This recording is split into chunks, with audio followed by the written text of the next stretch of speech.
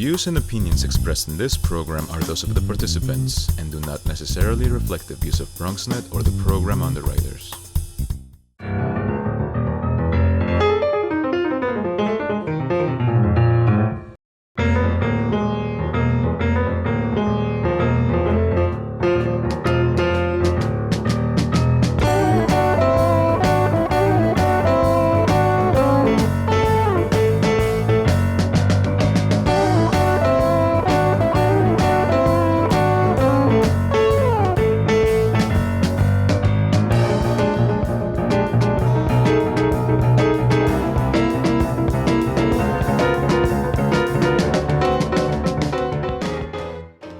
Good evening and welcome to BronxTalk. If I asked you what was going on in Washington, you would have maybe 1,500 different items to mention. And this evening, we're going to try to run through as many of them as we can with the Congress member from the 13th Congressional District in New York. He is in many ways the dean now of the Bronx Congressional Delegation. It's my pleasure to welcome back to the program Congressmember Adriano Espaillat. Congressmember, so nice to have you with us. Thank you so much, Gary. Thank you for having me. Yes, I am the dean now. I am the granddad, if you may, of the delegation. We got a lot of young talent, though, right? It is. We certainly want to talk about that. You started in, I guess, 2017, so it's not like you've been there for, It's been 4 years only, but, I rose to the top quickly. The first thing I want to ask about, you were not well. You had tested positive. Yes. So how are you? Maybe you want to, I don't want to get... Well, yes, thank you for asking, Gary. I tested positive a couple of weeks ago. And first, I want to thank everybody that sent me messages. They pray for me. They send me goodwill messages. And I want to thank you all for reaching out to me during these difficult times. But I didn't have any symptoms. And yesterday, I'm happy to report to you, Gary, that I tested negative. Oh, there you so go. Now I'm free of COVID. I didn't have any system. And that happened primarily because I took the vaccine. And 21 days later, I took the second vaccine, but a few days after that, I tested positive. The vaccine is not designed to prevent you necessarily, although at the end of 3 weeks after you take the second one, you're fully loaded and protected, right? But, I came out positive, but what it did do is it prevented me from landing in the hospital. And I spoke to Dr. Fauci, and he said to me, had you not taken the vaccine, you probably would have landed in the hospital in a bad way because you took it and you still came out positive. So that means that your body has the propensity to, not prevent the virus from doing harm. So I thank the vaccine. It probably saved my life, actually. And I encourage everybody to take the vaccine. Yeah, I was going to say that is a very important message to a lot of people, especially people of color who really have been affected by it. And there has been a lot of hesitation. We covered it on this program. So that would be the first bit of advice. Get the vaccine if you can get it. There was a lot of talk about Republicans who were refusing to wear masks during the time that they were kind of hiding out during the insurrection. Do you think that was where you got it? Is that... Don't know. I wasn't in that room, but just for about a minute. And it was kind of crowded, and I saw that, so I went back to my office where I really spend most of the time with my team. So don't know, but, I think it's important that you take the vaccine. In fact, Gary, let me share with you that if folks that are over 65 and live on these Bronx zip codes, 10452, 10453, 10458, 10463, 10467, 68, and 10471. They have access to the vaccination center at the Armory on 168th Street and Fort Washington Avenue, right by Presbyterian Hospital. They are also covering those zip codes to provide free vaccination for anybody that resides in those zip codes and is over 65. So perhaps you can post zip codes on your page. We'll have a phone number, hopefully by the end of the day today, that people will be able to call Otherwise, they can go online and make the proper appointments to get vaccinated for free at that center.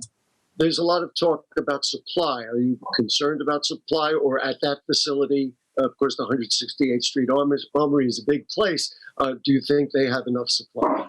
Yes, they do. And that's why we're doing the outreach, because they're not meeting their daily goals.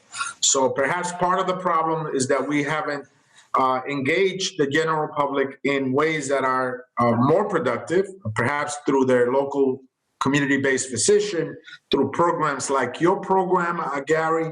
I think it's important that we go through every avenue and try to make sure that everyone that's over 65 and resides in these zip codes in the Bronx that I gave you, that they attend and that they make the appointment and they get to it right away so they can get vaccinated as quickly as possible. As I told you earlier, had I not gotten vaccinated and I came out positive, I probably would have landed in the hospital.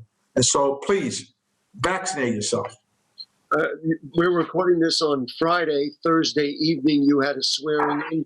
I know you and none of your colleagues ever take anything for granted. It must have been very gratifying, and I understand it went as well as could be expected. So yes, and thank you to BronxNet for live streaming it.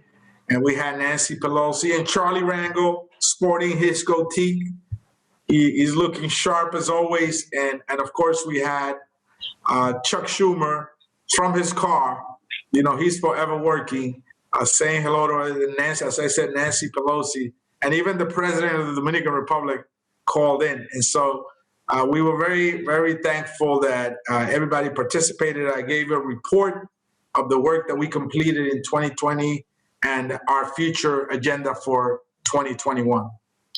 Let's roll up our sleeves a little bit, not for the vaccination. By the way, I did get my first, and I have an appointment for my second, so keep our fingers. Where at, Gary? Are you going to the Armory or? No, I actually was in Marsania at the Marsania Health. Marsania Center. Yeah, there are some local centers in the Bronx as well. That's correct. We're all trying the best we can. But let's really talk about some very serious things. Yesterday, the Speaker of the House, Nancy Pelosi, said the enemy is within the House. What a shocking statement, suggesting that... That's not shocking. There were members of Congress who were telegraphing her movement. And that's very dangerous, because that mob went there to assassinate Nancy Pelosi and to lynch Vice President Pence, and to have a member of Congress tweet, the speaker has been escorted out of the chambers. I think that person is aiding and abetting a mob that clearly went there to commit criminal acts. And so, yes, a certain level of the enemy is within us, and we must root who they are, and they should face the consequences for that.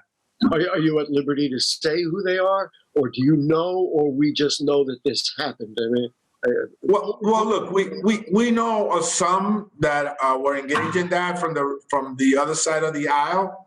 I'm not going to sort of like go ahead of any investigation, but I'm sure that we will conduct an investigation, and the general public will know with details who they were and what were they engaged in. Yesterday, the minority leader, Kevin McCarthy, went to meet with the president, and many people were surprised because they felt that he was upset about the insurrection, and this would certainly indicate that he's still looking for Donald Trump's support. What is the hold from your perspective? Why does President Trump still have influence? He's no longer the president. Certainly, many people were upset about being attacked in Washington, but yet they still say, you know what, you're still, in essence, the leader of our party. Do you have I think that's a mistake. I think that the Republican Party should reinvent itself and break away from Donald Trump. Although he got 74 million people, I don't think those 74 million votes approved of the assault against democracy, the seditious insurrection that manifested itself against Congress, where people went there to, as I said earlier, to assassinate Vice President Pence and Nancy Pelosi. They were aided and abetted by some members of Congress, including allegedly some that may have given tours of the Capitol to some of the insurrectionists, so they knew their way around. And so I don't think the vast number of those 74 million voters approved of that behavior. So I think it's a mistake to associate yourself with the main perpetrator of the crime, which is President Trump, who incited that mob and weeks before agitated and continued to incite that mob to go and assault Congress. And so I think that's a very serious political mistake, and the Republican Party is going to pay for it. Do you have relationships with collegial relationships with people on the other side of the aisle, or is there are many members of the Republican Party that are moderates and that our voices are recent that one could speak to, and we need to have a bipartisan relationship to ensure that we advance an agenda that's reflective of the entire country. But there are some that have hijacked the party, and they're very extreme, intolerant, racist voices like Mo Brooks from Alabama, who participated in the rally before the seditious insurrection, and others that I think are doing permanent damage to the Republican Party and its brand, and will, again, as I say, they will pay dearly at the polls. The impeachment trial is coming up. It should take place through the second week of February, maybe even a little bit longer. There's a lot of talk about whether this, President Biden has talked about, working together, healing the country. Yet here's something that's as divisive as anything could be. Do you have concerns about it getting in the way of the president's agenda? Or do you think it's something that just has to be done? I think the President Biden has done a tremendous job. He's already signed over 30 executive orders that are very critical to undo the damage sustained during the last 4 years. Joining the Paris Peace Accord again, DACA, ensuring that certain measures are taken to make government functionable again, to repair the damage that has been done to our traditional relationship with allies across the world. These are all measures that and you can go to my webpage and see the executive orders in English and Spanish and what they mean. I think that's important. But now we're going to really undertake the main agenda, comprehensive immigration reform, hopefully a major transportation infrastructure bill, work on the environment, saving Mother Earth, ensuring that we still combat the pandemic and reopen our small businesses.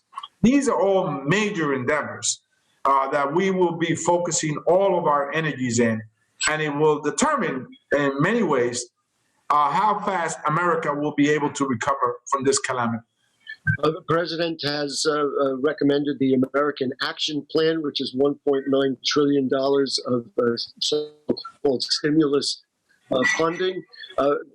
Obviously, the Republicans are kicking back on that. There was, I think, a note in the New York Times yesterday about maybe the Democrats are going to have to just push it forward without Republican support, which, of course, would belie the president's effort toward bipartisanship. Do you anticipate, if they're not going to do it, we're going to do whatever we can to just push it through? We must move forward. I think we have a mandate from a 7 million vote margin in any election across the planet is a mandate. And we must move forward with the mandate that was given to us by the American people. By the way, there are initiatives there that are bipartisan in scope. A transportation infrastructure bill is a bipartisan effort. We must rebuild road, bridges, and tunnels, build broadband, rebuild our schools and public housing, our water systems across America, across red states and blue states, Democratic districts, and Republican districts. And it will, by the way, create meaningful numbers of prevailing wage jobs for Americans across the country. That doesn't have a Republican label on it. It doesn't have a Democratic label on it. It's an American label. And so we must move forward with these types of initiatives. Many people are asking in private dialogues and even in public on television, they ask me, well, how are we going to come together? How are we going to see President Biden's vision of bipartisanship, of He says that if we work together, there's nothing we can't accomplish. My philosophy, my idea would be if the president can go to, let's say, urban towns and show them how his policies can help them, can restore Main Street in some of those towns, can keep their rivers cleaner, which doesn't help farmers if the rivers are polluted, then he has a chance to convince them, well, let's not be so bipartisan because this is not. Not only that, Gary, I think that's a great idea, but I think also that if we could begin to work on the things that we agree on, it will open up the road, the path for agreements on other matters that are perhaps more contentious. And so transportation infrastructure is a good one. I even think immigration reform is one that can bring us together, because we need immigration reform to we jumpstart our economy. And there are many aspects of immigration reform, like dreamers, TPS recipients, farm workers, that are supported by both sides of the aisle. So why not begin on those things that we agree on, and then we can take up, some of the more contentious ones. The rancor on immigration reform is, of course, that Democrats want open borders without structure. And I saw a post on a Bronx Facebook page that said, we can't open up our restaurants, but we're opening up the borders, which is such a distortion of reality. That's a very big distortion of reality. First and foremost, what we want is strong families, right? And when families are split, when a child is stripped from his or her mother's arms, when people are fractured, families are weakened, and America is weakened. And these 11 million undocumented folks are here already. And they're the people that take care of our seniors. They're the people that take care of our kids. What more important they do, they pick our vegetables and fruits and bring them to our table. What's more important in life than having someone, a nanny, take care of our kids while we out to work? What could be more important than someone taking care of our frail senior citizens, our parents? What could be more important than that? What could be more important than those people that pick the crops that come to our table for food? But guess what? Who's doing that? It's those 11 million undocumented residents that are here already. So they're very much part of our families. We may not want to admit it, but they are. And they're critical to our everyday lives. Imagine if you didn't have that nanny, and now all of a sudden, you got to figure out who's going to take care of your kids. Imagine if you didn't have that healthcare worker or that person that's taking care of your parent or grandparent, and now you have to go to work, worry about what's going to happen to that person. I think that we should come forward, bring them in, make us America stronger. We're stronger together.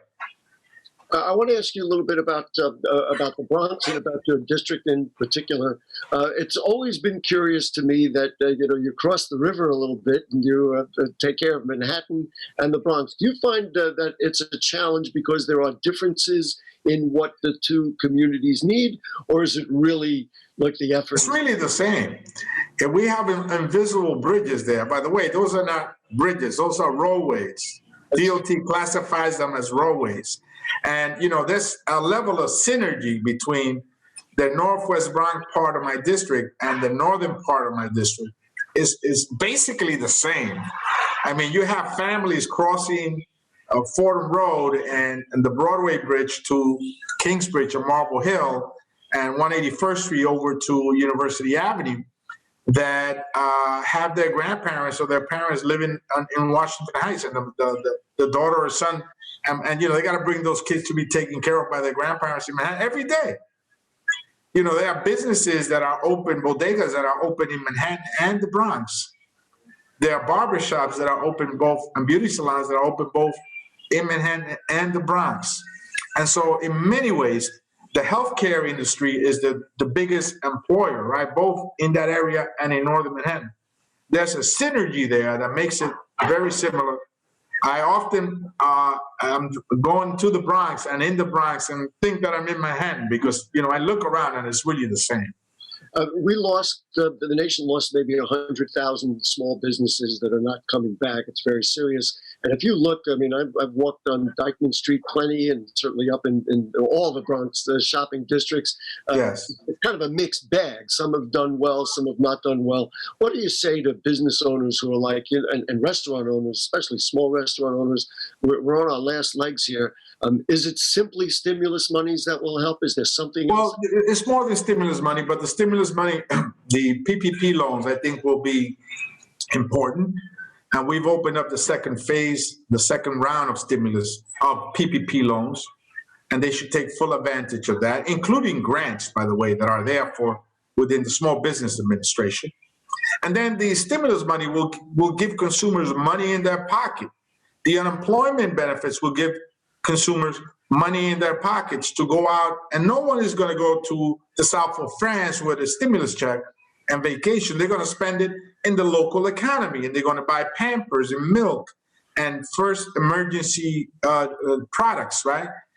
So I think that that's good. In fact, the minimum wage, and there's a push to have a $15 national minimum wage, was first implemented by Franklin D. Roosevelt right in the middle of the worst depression ever to hit the United States of America.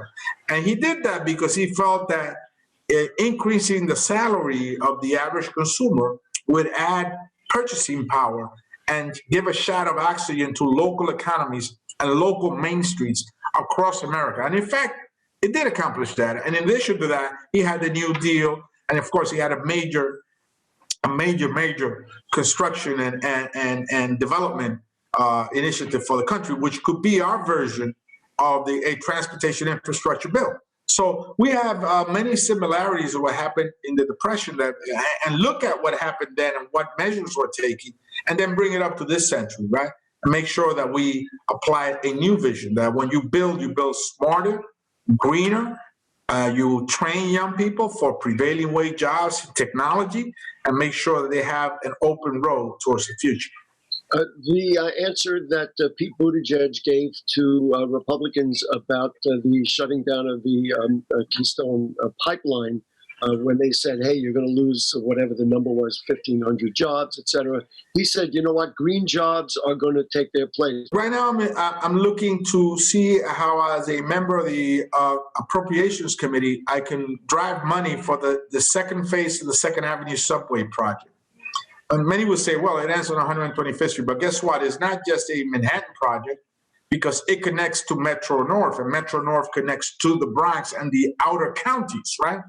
But in addition to that, Charlie Randall and I are working with City College to have a transportation infrastructure institute that will train the young people for that second phase of the Second Avenue subway, where they will be trained on the high-tech construction jobs for transportation and be able to make prevailing wages. So these are important initiatives for a young person that will be trained in those jobs, those new jobs of the future, will have the opportunity to get work in many, many places. It's not just the Second Avenue subway, it's a Gateway project, it's JFK, it's an array of transportation infrastructure jobs that will be available, billions of dollars that will be invested across America for that new economy.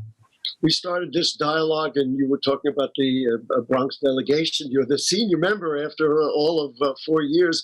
But let's just examine. So there's Alexandria Ocasio-Cortez, Richie Torres, Jabal Bowman, two new members of the House. Many people said this is maybe the most progressive delegation of any county in the nation. Yes. Address that? Is that something? Well, look, not only progressive, but very talented. Innovative, right? Creative. I think they think outside the box. And I think that's what voters are looking for. They're looking for a jump start, a new start for America, right? A new vision that will bring about changes that will transformative politics, right? And government that will bring about the new changes that are required to give a facelift to America. We need to do that. We need to reestablish our leadership in the world. We need to do transportation infrastructure. We need to have a healthcare system that's accessible to all. We need to support more, not just Wall Street and and the airline industry and Detroit, but Main Street as well. And I think that these young leaders and new leaders from the Bronx have a tremendous wealth of ideas that I hope to also be a part of and work with them now as their senior member to ensure that we advance an agenda together. Are you concerned about the fracturing of the Democratic Party with AOC and progressives? No, absolutely not. I think AOC is a good factor in the Democratic Party. We've always been a big tent party, and more is better, and new ideas are good. We're almost out of time here. I do want to talk a little bit about the other house. Chuck Schumer, now the majority leader. Do you think that is good news for New York? One of the things. Absolutely. Oh, no question about it. Chuck Schumer was at my swearing-in last night, virtually, and he's on it. You know, he loves government. He loves politics. And this is the opportunity he's been waiting for his entire political career. And I think that he would be able to answer the call and ensure that the Senate is a partner in a plan that will be put together by both the House and that branch. I think it's important that we have the Senate as an ally, and I think Chuck Schumer will guarantee that we'll get the votes to advance a good agenda for America. One big check that I've been thinking about that maybe Chuck Schumer can help, and if you're on the Appropriations Committee, maybe you can help, and that is with the MTA. The MTA was right on. Absolutely, and I was able to in the CARES Act to put $8 billion, another $4 billion in the second stimulus package, but they still have a large deficit, and I will be fighting, since I am in the THUD subcommittee of appropriation, the Transportation HUD subcommittee of the Appropriations Committee. I will be fighting to make sure those dollars are there. And I'll be working directly with Pat Ford, making sure that I understand fully what are their needs.